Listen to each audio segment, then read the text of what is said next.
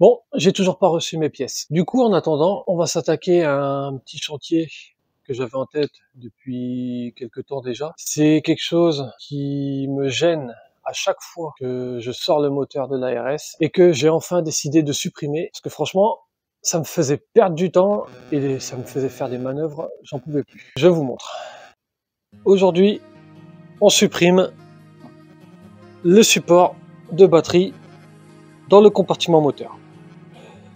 Parce que pour sortir le moteur, l'ensemble moteur-boîte, il faut pouvoir passer en dessous de toute cette partie-là, tout ça là. Et ça, à chaque fois, tu avais le support de boîte qui se prenait là-dedans. Donc du coup, tu étais obligé de pencher le moteur, le mettre d'un côté, puis de l'autre, puis d'un côté, puis de l'autre, pour pouvoir sortir le tout. Et à chaque fois, ça se prenait dedans. Et je te dis pas aussi pour démonter les vis ici, là, qui maintiennent le support de boîte. Pareil, c'est pas accessible parce que par au-dessus, tu peux voir, il n'y a pas énormément de place. Donc c'est décidé, je supprime le support de batterie.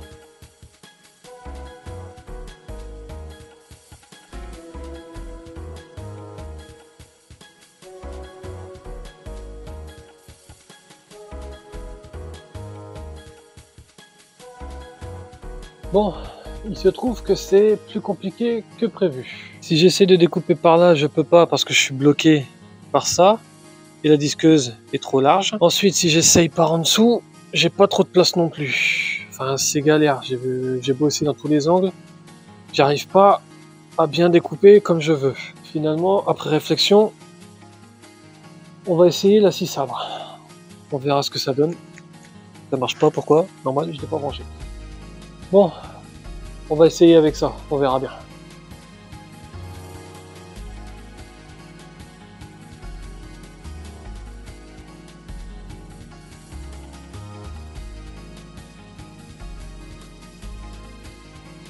Alors ça va, ça avance bien. Alors je sais pas pourquoi par contre il y a un côté qui part plus facilement que l'autre. Je sais pas pourquoi. J'essaye un peu dans tous les sens pour l'instant pour voir. Par contre c'est bizarre, on dirait, je sais pas si c'est soudé ou collé, c'est extrêmement bizarre. Mais bon voilà, on y est presque. Étrangement c'est plus simple à la scie sabre qu'à la disqueuse meuleuse.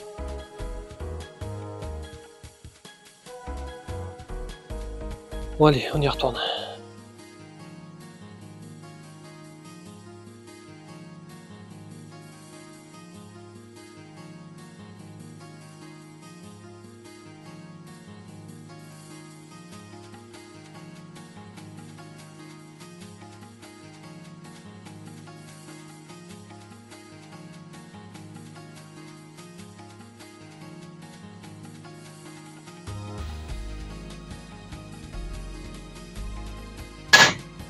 Voilà.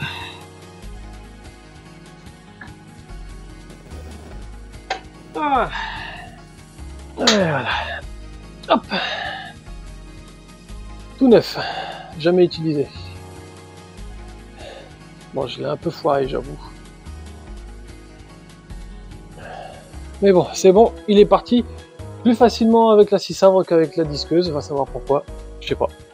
Mais c'est cool. C'est quand même plus agréable comme ça.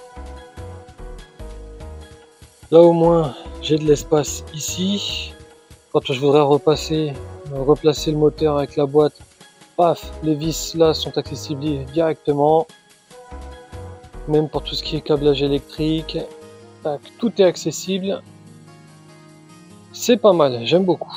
Bon, maintenant qu'on a fait un truc irréversible, il est temps de réfléchir à où mettre la batterie. Bon, l'idée de départ, c'était de mettre la batterie, on va dire, au pied conducteur. Parce que j'avais remarqué que, je sais pas si c'est dans toutes les Mégane RS, même dans les Mégane normales. On a ici au pied, on a une espèce de compartiment comme ça. Bon là je l'ai retiré.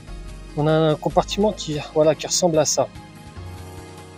Je me suis dit, tiens, si je l'ouvre et que je mets la batterie dedans, est-ce que ça marche? Et bien on peut voir que la batterie est trop grosse, hein, mais vraiment trop grosse dans tous les... Parce que regarde là, par rapport au pied, c'est pas un truc de ouf quoi. Du coup la meilleure solution que j'ai trouvée, c'est celle-là.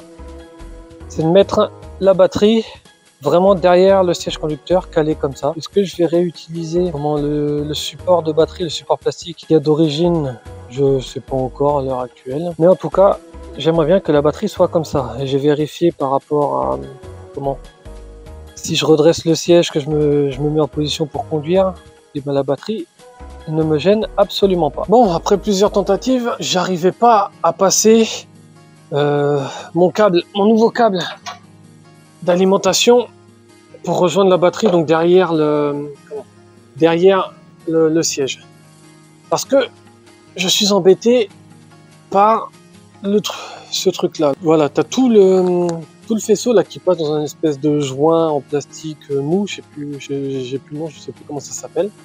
Sauf que tu sais pas pourquoi, mais il y a ce truc là, espèce de joint, enfin ce morceau de plastique là, rond, dur, qui du coup au lieu d'avoir un trou énorme pour pouvoir passer tes câbles, tu te retrouves avec un trou minuscule. Et pour passer le câble, du coup, j'y arrivais pas. Je vais le couper et normalement, je pense que je devrais pouvoir passer mon câble plus facilement. Voilà. Attention les câbles. Voilà. Hop.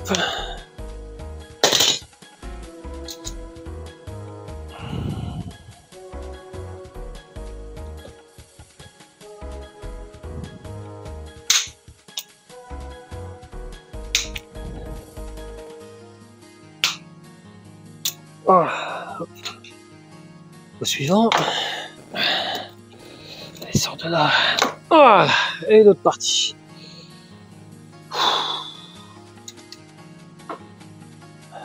Ce qu'il faut pas faire, punaise.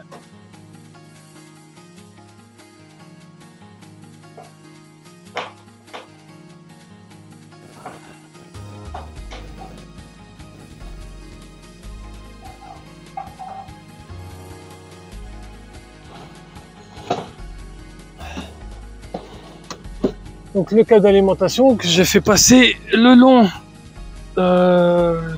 côté portière.